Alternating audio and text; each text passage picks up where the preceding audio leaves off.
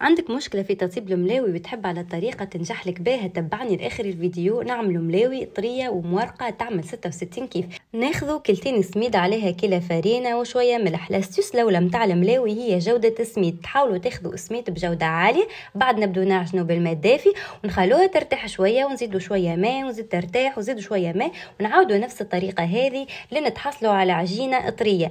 انا بيتها ليلة كاملة في الفريجيدير، اذا باش طيبوها في نهارتها تعاودوا نفس الطريقة متاع العجين هذه لين تتحصلوا على العجينه كيما هكا. بعد قسمتها كعبورات وبديت نحل في كل كعبوره جويده على الاخر بشكل دائري. نحط الزبده وزيت زيتونه ونطويها على 4، نكملهم الكل، وبعد نبدا نحل بالاول واحده نشكل مربع ونحطها في طاجين والا مقله اللي عندكم.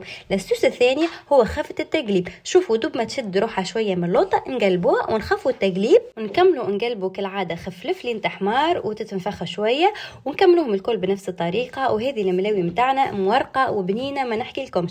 تاكلوها وحدها ولا تقدموها مع هريسه مع زيت مع زيتون كيما يجي. اذا عجبتكم الطريقه جربوها وحطوا لي قلايب ميزان كيما قلوبكم، وصحه وبشفاء ليكم.